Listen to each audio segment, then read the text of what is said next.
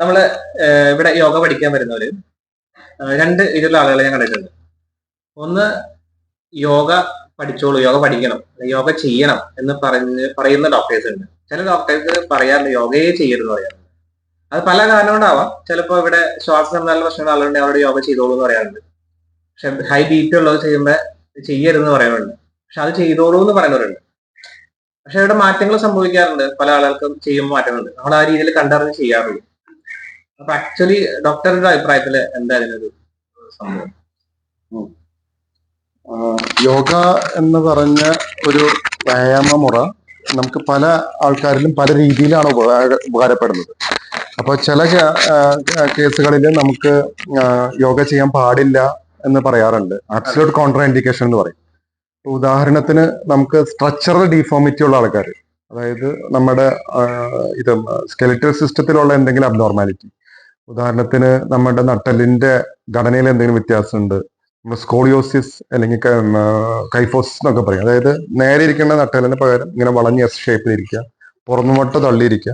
അപ്പൊ അങ്ങനെയൊക്കെയുള്ള അവസ്ഥയിൽ സ്ട്രക്ചറൽ ഡീഫോമിറ്റി, അപ്പൊ അവരുടെ സെന്റർ ഓഫ് ഗ്രാവിറ്റി വ്യത്യാസം ഉണ്ടാവും. നമുക്ക് ഒരു സെന്റർ ഓഫ് ഗ്രാവിറ്റി ഉണ്ട്. നമ്മൾ നേരെ നിൽക്കുക അല്ലെങ്കിൽ നേരെ ഇരിക്കുക, അങ്ങനെയുള്ള സമയത്ത് നമുക്കൊരു സെന്റർ ഓഫ് ഗ്രാവിറ്റി ഉണ്ട്. അപ്പൊ ഇതിനകത്ത് ഈ സ്ട്രക്ചറൽ ഡിഫോമിറ്റി ഉള്ള ആൾക്കാർക്ക് ഇതിന് സെന്റർ ഓഫ് ഗ്രാവിറ്റി വ്യത്യാസം വരും. അപ്പൊ അത് നോർമൽ ഉള്ള ഒരു വ്യക്തി ചെയ്യുന്നതിൽ നിന്ന് വ്യത്യാസം വരും. അപ്പൊ ആ ബുദ്ധിമുട്ടുകളുള്ള കാരണം അത് കോമ്പൻസേറ്റ് ചെയ്യാൻ വേണ്ടിയിട്ട് അവർ തന്നെ ഒരു കംഫർട്ടബിൾ പൊസിഷൻ അസ്യൂം ചെയ്തിട്ടായിരിക്കും അവർ ആ യോഗ ചെയ്യുന്നത്. അതുകൊണ്ട്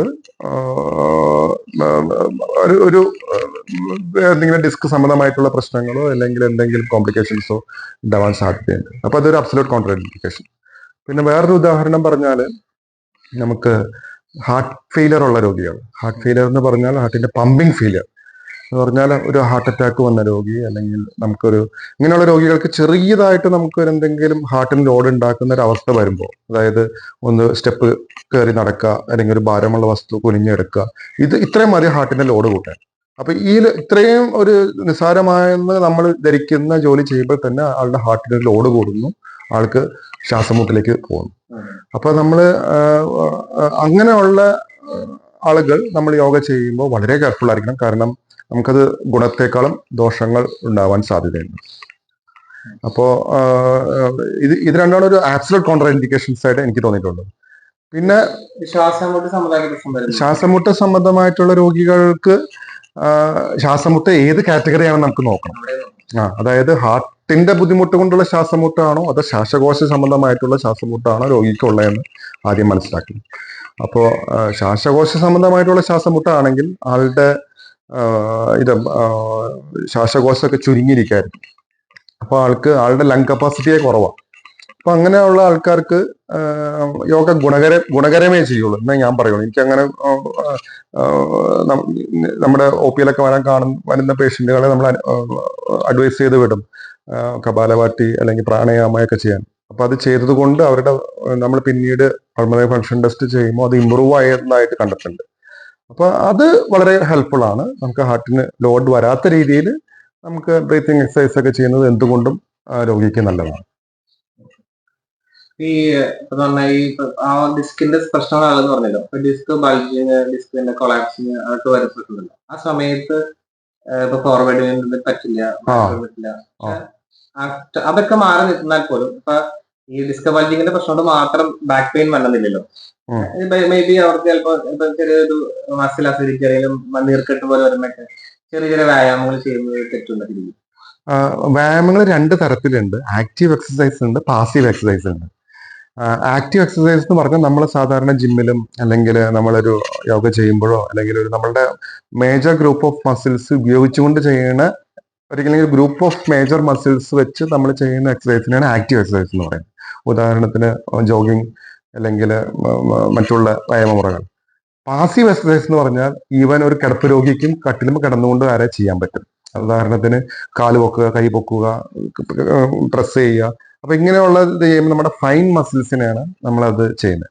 പറയാൻ കാരണം ഇവിടെ ബാക്ക് പെയിൻ സംബന്ധ പ്രശ്നങ്ങൾ വരുമ്പോൾ നമ്മൾ കുറച്ച് കുറെ പറഞ്ഞ പോലെ കാര്യങ്ങൾ പയ്യെ കുറച്ച് ചെയ്ത് വരുമ്പോൾ അവർക്ക് മാറ്റങ്ങൾ വരാറുണ്ട്.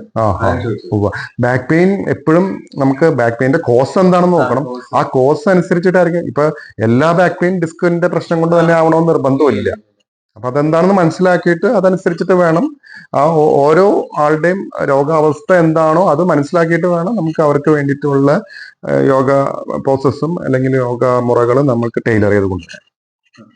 യോഗയിലുള്ള ബ്രീത്തിങ് എക്സസൈസുകൾ, ഇപ്പൊ സ്ട്രക്ചേർഡ് ആയിട്ട് കുറച്ച് പ്രാണായാമങ്ങൾ അല്ലെങ്കിൽ കുറച്ച് സഹജ പ്രാണായാമങ്ങൾ അങ്ങനെ പറഞ്ഞിട്ടുണ്ട്. അതൊക്കെ ചെയ്യുന്നത് കൊണ്ട് ശരിക്കും ഒരു ഇങ്ങനെയുള്ള പ്രശ്നങ്ങളാണ് ഇപ്പം ശ്വാസം പ്രശ്നങ്ങൾ അല്ലെങ്കിൽ BP ആവാം, അങ്ങനെയുള്ള പ്രശ്നങ്ങളുടെ ആളുകൾക്ക് അവരുടെ അവർക്ക് എന്താണോ അനുശാസിക്കുന്നത് അവർക്ക് ഇന്നത് ചെയ്യാം, നമുക്ക് മനസ്സിലാക്കുന്നത് ഇത് ചെയ്യാം ഡോക്ടർ പറഞ്ഞുകൊണ്ട് നമ്മളും പറഞ്ഞുകൊണ്ട് ഇന്നതുപോലെ ചെയ്തോളൂ എന്ന് പറയാം. അത് ചെയ്യിപ്പിക്കാണ്ട് വേറെ കുഴപ്പമൊന്നും ഉണ്ടാവില്ല.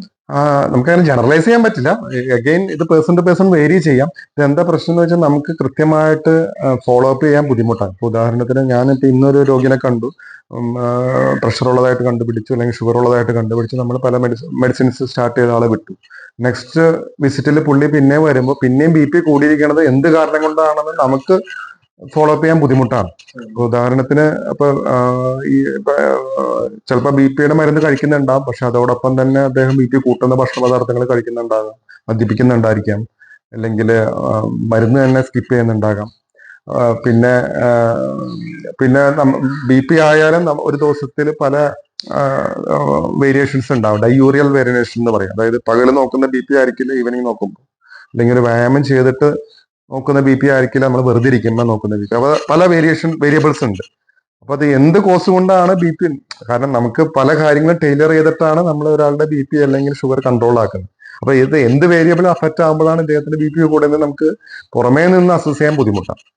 അപ്പൊ അതുകൊണ്ട് നമ്മൾ മനഃപൂർവ്വം BP കൂട്ടുന്ന അവസരങ്ങളിൽ നിന്ന് ഒഴിവാക്കാനും നമ്മൾ അഡ്വൈസ് ചെയ്യാറ്. അപ്പൊ അത് ടൈലർ ചെയ്തിട്ട് നമുക്ക് ഓരോരുത്തർക്കും അനുയോജ്യമായ രീതിയിലുള്ള യോഗ നമുക്ക് അഡ്വൈസ് ചെയ്യാം. യോഗ ചെയ്യുന്നത് എന്തുകൊണ്ടും എല്ലാവർക്കും നല്ലതാണെന്ന് ഞാൻ പറയാറുള്ളൂ. ഞാൻ രോഗികൾക്ക് അവരുടെ ആരോഗ്യത്തിന്റെ അവസ്ഥ അനുസരിച്ച് യോഗ ചെയ്യാൻ ഞാൻ പറയാറുണ്ട്. പക്ഷെ നമ്മളൊരു കാര്യം മനസ്സിലാക്കണം, നമ്മളുടെ ഓരോരുത്തരുടെ ശരീരഘടന, അവരവരുടെ ഹെൽത്ത് ഇഷ്യൂസ് ഇതെല്ലാം മനസ്സിൽ കണ്ടുകൊണ്ട് നമ്മളൊരു ക്വാളിഫൈഡ് ആയിട്ടുള്ള ട്രെയിനറിൽ നിന്നായിരിക്കണം നമ്മൾ യോഗ പരിശീലിക്കേണ്ടത്.